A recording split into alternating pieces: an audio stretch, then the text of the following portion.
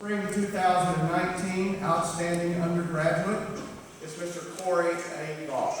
Corey, will you please come?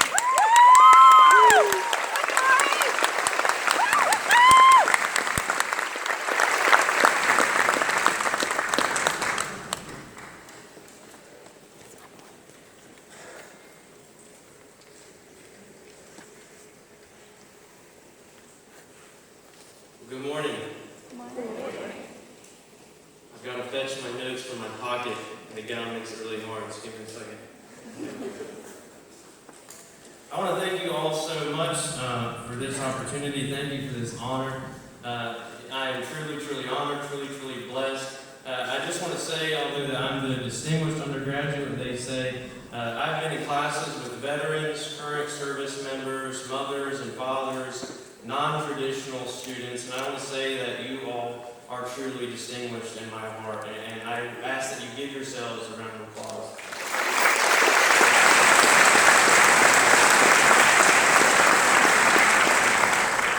To those of you who graduated magna cum laude, summa cum laude, and to my brothers that barely made it here today and graduated, thank you, laude.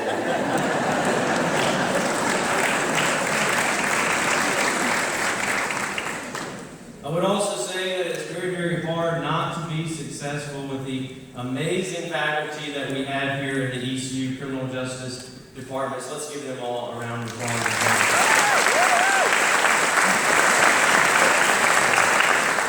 Specifically, Professor Chad Jordan, Professor Paulsbrook,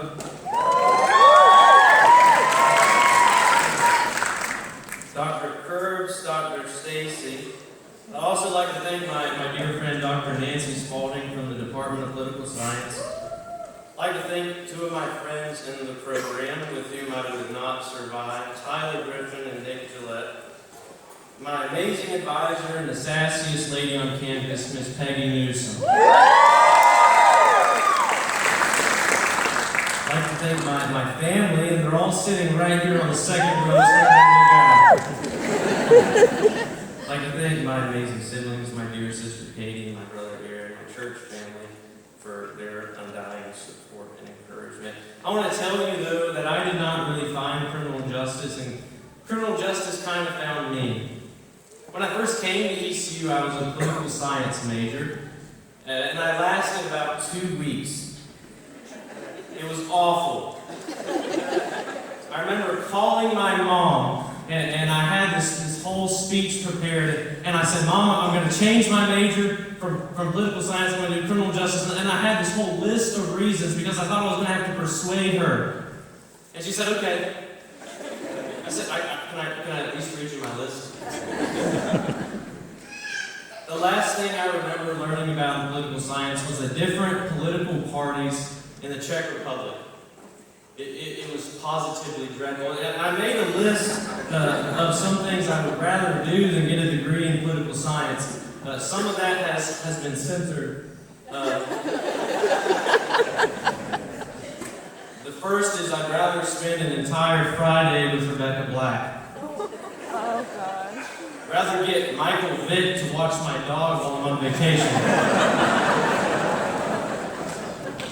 Get the point.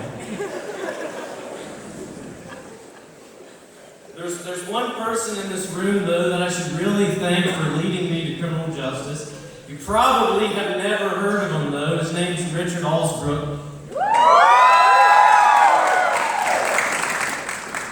I walked into a Justice 1000 class, and I see this professor who's a retired Greenville police officer, and I think he's going to be the most intimidating guy I ever meet. Really, he's a teddy bear, and he wants everyone in his classes to succeed. I came early and I stayed late, and he kind of helped me find my passions in criminal justice, find my interests, and it was because of him that I really fell in love with our program. Before I leave here today, I want to share with you a couple of my memories, and I hope they kind of stir your memories and the things that you hold dear at our time at ECU. I want to thank my advisor for allowing me to procrastinate taking research methods as long as I did. There's one time in particular when I was taking juvenile justice with Dr. Kurtz. I don't know if he's in the house, and for the sake of this story, I hope he's not. So we were in the stadium seating lecture hall. We probably had 120 people in this class. And he has a policy that you can use your laptop to take notes, but only to take notes. While I was using my laptop to play Angry Birds, Dr. Kurtz saw me and he said, "Hey, I want to see you after class." Class is over. I walked down to Dr. Kurtz and I said, "Yes, sir." He said, "Yes, sir, what can I do for you?" I said, "Nothing, sir, nothing at all." And I walked right out the door. Him forgetting was my saving grace. We all remember knowing the Rivers building better than anywhere else on campus. But you know what I realized is that all the memories I made here, those that stick out most in my mind, very, very few were made in the classroom. And I don't mean anything ill by that. It's just that most of my fond memories were spent with people that loved me. My friends, my family, my ECU family that has been so encouraging to me here. And I take that back. One memory was made in the classroom. It turns out that if you get to class early, sometimes there are classes before your class starts. I got to class like an hour and a half early one day, and I was going to work on some homework, and it turns out there was an elementary education class going on. Next thing I knew, I was helping giving a group project in this elementary education class. No one said a word. Well, what started off as an accident turned into a sport with me and my friends. We would go to different classes and see if people would notice that we were not in that class, and we'd ask questions, we'd take tests, we'd bring scantrons. My lawyers have told me not to tell anymore, or I might not get my diploma. Seriously though, with all jokes aside, getting into the meat of what I want to tell you, there's two words, graduates and everyone here, that I want to leave you with. The two words, and they both start with F. Neither one of them is the F word that you mutter underneath your breath before you go into Dr. Anderson's office. The first one is faithfulness. I want you to say that with me, faithfulness. Faithfulness. Faithfulness isn't very sexy. It's not something that you see on the news. It looks like the willingness to get out of bed every morning and do what you do and do it to the best of your ability. Faithfulness is Michael Jordan practicing free throws 8 hours a day. Faithfulness is the future criminal justice practitioners getting out of bed every morning and going to work and standing up for what's right. That's what I call you all to do, and I encourage you all to do. Because winners do things that losers refuse to do, because losers are not faithful. I would encourage you to be faithful whatever route you take. And I look in this room and I see so much diversity. I see a bunch of people who are going to be police and judges and lawyers and in corrections and in the private industry. I want to encourage all of you to be faithful in whatever pursuit you take. The second word, I want you to repeat it after me, is fruitfulness. Fruitfulness. Again, that was too quiet. Fruitfulness. Fruitfulness. Don't get me wrong, but I could care less about your success or your productivity. I really couldn't care if in 10 years you're featured on the ECU Criminal Justice website.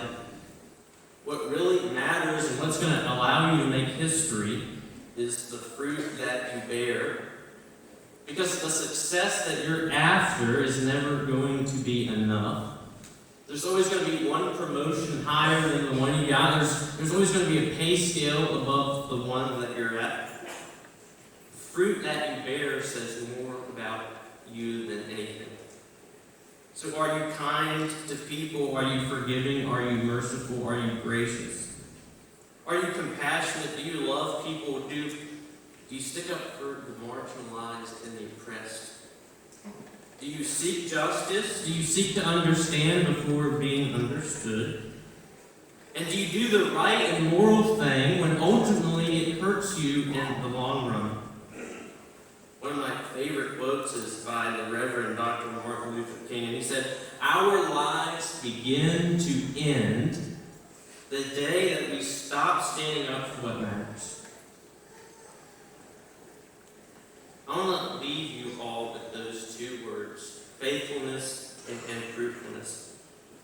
And as for me, I'm going to go home and I'm going to get some rest, because over these past several years I've accumulated a sleep debt, so I'm going to sleep for 4 to 6 weeks.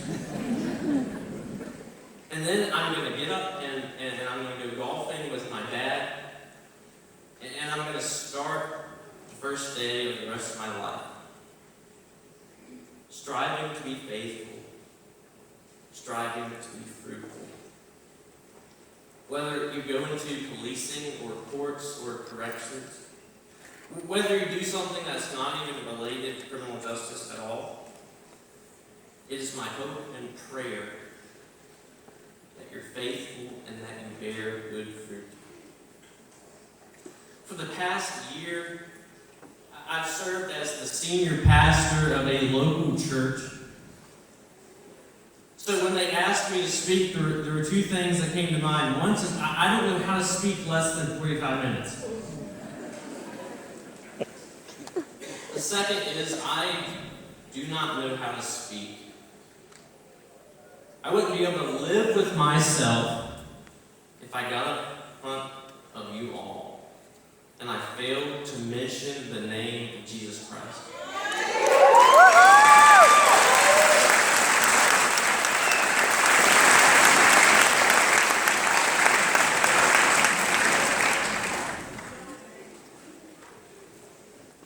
Not in the cliche way where I thank God for putting me here, all that too, but when you get down to it, in the grand scheme of things, what we're doing here is amazing, but it does not have eternal implications. I want to give all the glory, honor, and praise to Jesus Christ.